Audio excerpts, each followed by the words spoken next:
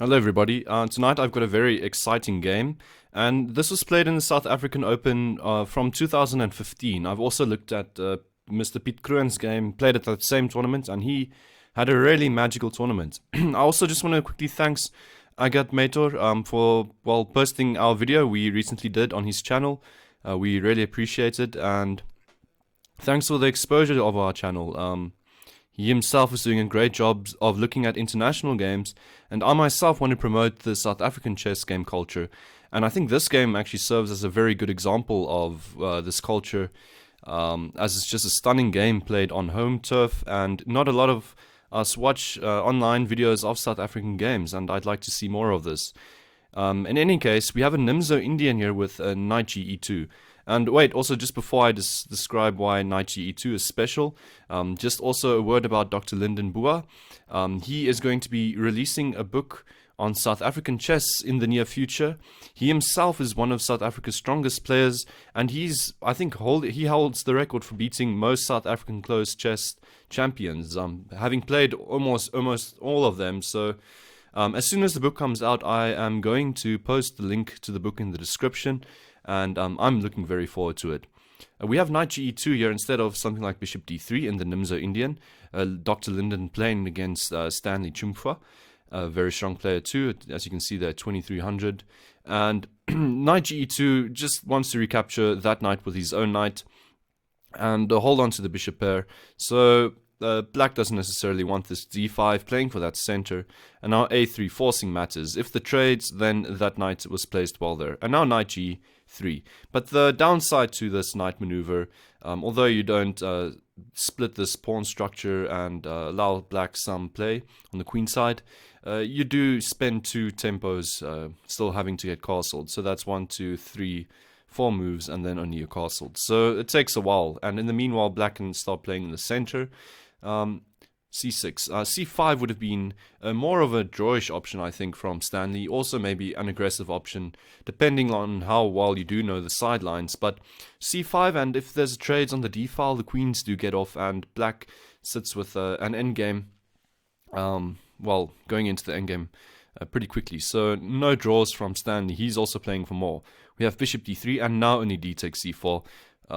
Basically saying you just move that bishop, so go spend another tempo. We have bishop takes c4, and now knight bd7, and this has all been theory. e5, and playing for the center is black, all theory. And now Dr. Lyndon plays bishop a2, which is a novelty. In the past, players have played knight f5, just going after that dark squared bishop that cannot escape. And one of the points is you're capturing it with check. And now in this situation, I was kind of looking at this and wondering what's the big difference of going bishop a2 now, if this is like a long-term plan you have. And then I thought, okay, well, maybe it's got to do with fears of bishop e6 coming. And but then I realized you can't go bishop e6 immediately because simply of this trade in the center, so winning that e-pawn, so just trade it down. But now after bishop e6, white can simply go rook e1. So this looks fine. But I think the bigger point that the doctor is making by going bishop a2 is that his knight might be worth more in this middle game than that dark squared bishop. So an interesting novelty. I like it a lot. The bishop on a2 has got scope on that b1 square too. Always looking at f7, a very prophylactic move. I like it a lot. Okay, we have e takes d4 now, and queen takes d4. The computer suggests capturing with a pawn, but playing with that isolated queen's pawn doesn't make too much sense. We have queen c7 and knight f5. And this is a very important moment in the game. We can see an important imbalance in the pawn structure. White with the majority on the king side, and black with the majority on the queen side. And if there weren't any minor pieces, black could possibly stand better. So you can kind of, because the white king is too far away from that queen side. So possibly white is playing for this middle game, where he's got the strong e-pawn and f-pawn that, it's going to be productive in the center. But this is actually a very important moment for black. He needs to consider what to do now, and it's mainly centered around a tactic that is going to ensue. So bishop c5 was played. It's a tempo against the queen, maybe looking at the b6 square, but it's not the greatest move here. And we'll get back to this this position now. After queen h4, there's no more stopping the doctor's tactic. Stanley plays knight e5 now, and maybe pause the video and see if you can find the doctor's tactic. Okay, if you found it, well done. The move is knight takes g7, and pretty much saying that if king takes g7, I'm getting material back either way. If knight g6, I'm capturing this bishop, and if the king moves away, I'm capturing the knight. And in both situations, I've just won this g7 pawn as well, and your king is very exposed.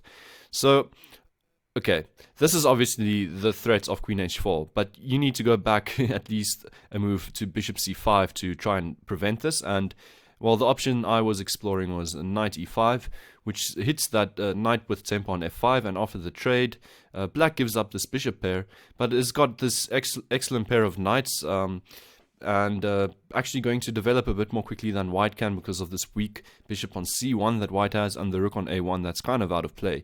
So this could have been a strategical idea in black's mind, but he needed to actually see that tempo to realize what big trouble he was in. In any case, we had bishop c5 and queen h4, knight e5 in the game, and then the nice tactic knight takes g7. And now Chumfwa actually plays a very strong move, bishop e7. So not taking that knight, obviously. And it's in this position that immediately Dr. Lyndon throws his advantage away. The best way to have played this position would have been to go knight h5 and simply just trade down this knight for your knight and play up this pawn that you want on the g7 square. You've got this huge majority now on the king side as well. So the point here as well is that the g3 square is available for your queen, so there might be strong tactics, and there's nothing really difficult or tricky this knight can do. If it takes, you can just recapture, and a knight e4, this knight might even be lost after h3, so I can't see that as a possibility. Knight d5, still queen g3 check is actually a major move, and I think it's picking up material you need to, or not immediately, but it's still just a great move. So, okay, queen g5 though, a bit of a blunder because king h8 prepares rook g8 now, and f4. Dr. Lyndon plays a sneaky move saying that the knight on the f square can't move away now because now the queen can simply recapture after the discovery. But now Stanley had the potential to play knight eg4, and one of the main points here is that there is only one square available for the queen to move to, and this is the h4 square. And if white doesn't appreciate this and goes h3, you can actually see the nastiness of knight e4, taking away this h4 square, forcing the queen to h5, and this is actually a very interesting line after knight e3, hitting the queen. And the queen doesn't have any available squares, so white actually finds this sneaky maneuver, knight e8, hitting black's queen again, saying if rook takes, then this f7 square opens up for my queen to escape to. So black can go queen d8 here, and after rook d1 hitting the queen yet again, recapture the knight with the queen, and this opens up the a5 square for the white queen, but white's playing down material after b6, queen a4, and black can retreat one of these knights if he wants to. In any case, just a great position here for black. I don't think we need to go any deeper playing up a piece. So knight eg4 would have been a huge threat. Instead in the game, knight d3, and this is going after this dark squared bishop, which is tying down these two pawns actually and defending them. Black wants to kind of open this up. And it also gets out of this tactical idea of just going queen takes e4 if this knight needed to move, so preparing to move that knight as well. We have bishop b1, and this eyes the h7 pawn and sets up nice tactics, and Stanley continues knight takes c1 with his plan, and now Dr. Lyndon plays knight h5. The point being, if knights do trade, queen takes comes with tempo with this checkmate idea, and after f5, white can recapture material, and the black king is still very exposed.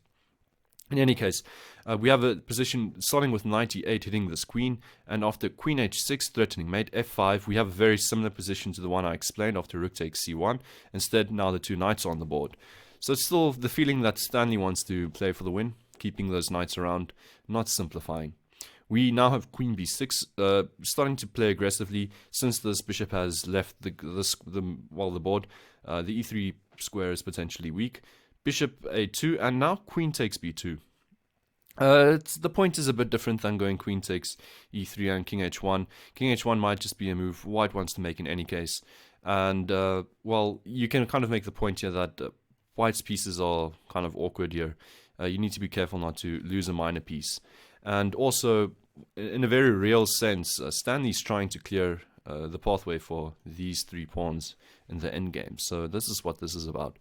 We have king h1 now, just immediately. It was also possible to go bishop e6, but this would have been just trying to find material equality immediately through recapturing this f5 pawn. But Dr. Lyndon has got deeper ideas. He feels like he's on the attack. He's not going to just simplify now.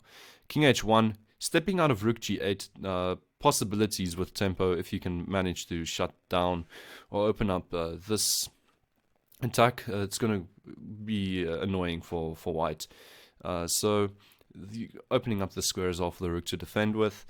And we have queen takes a3. And this is a big tactical moment in the game. And Stanley was actually correct when he took that pawn on a3, walking into bishop g8. A very tricky idea here. But you can kind of try and find Stanley's idea after, well, rook takes g8, rook takes a3. If you found the idea now, well done. You can quickly pause again. What is Stanley's idea after giving up his queen on a3? Is he going to recapture the rook or not? And the answer is not. Okay. Rook g6 traps white's queen in return after giving up his own queen, and he calculated this very nicely. Queen takes and h takes. And if you do a material count here, you'll realize that white is up the exchange, but black is better. The valuation is about -2 now for black. So the main point is that white needs to spend a tempo on saving this knight, and I think this was part of Stanley's idea. Not sure about the time situation. They haven't played too many moves now, but weird situation in the position. Maybe if Dr. Lyndon is watching, he can maybe tell us what the time situation was here. Because it's in this position that Dr. Lyndon went rook a5, and this prepares, sorry, not rook d5, but prepares the skewer. And one of these pieces are going to fall, and the point is that there's no defending both of them with this rook in any case. So Stanley here recaptures the knight on h5, and this loses to rook e5. In fact, Stanley would have been better after rook a5, just going b5 and allowing white to continue playing up the exchange, and after bishop d4, trying to play with these 3 passed pawns. Black stands better here. In any case, he goes for this. After that brilliant calculation, he misses, I think, the idea here. Rook e5 is going to pick up material, starts running the king over. And now the rook stays on the 7th, and we actually see beautiful technique here from Dr. Lyndon. A check, and this just paralyzes black on the 8th rank, bringing another rook to the game. Now e4, creating a passed pawn either way, and also bringing the knight in. Black still tries activating on the queen side, but there's actually in this position not much left to do for black. After a4, rook h7 check. The king can't move forwards anymore. King d8 is a possibility, but knight e5 seems very annoying, and even knight d6. And using this skewer, and also if black's going to defend with rook a7, I think it's as simple. There's this check which is available, but I think it's as simple as just pushing this pawn through, and not much to do for black here. If king tries to escape, this pawn shove is actually very devastating. The king needs to retreat all the way, because even making a queen while the king is still here comes with this check. That's just a side note. But after king f8, the game is actually pretty much over here. Rook takes d7, bishop takes, and the last tactic from the doctor, this skewer, picks up the rook, and final move of the game, knight c5. Not much to do for black here anymore. In any case, this was a beautiful game, and a beautiful middle game, and I hope you enjoyed the game. Also, remember to subscribe to the channel if you haven't done so. I am going to be watching more South African chess players games soon, and keeping you guys updated on what happens in this country and chess. So thank you for watching. See you guys soon. I hope you enjoyed this game as much as I did. Good night.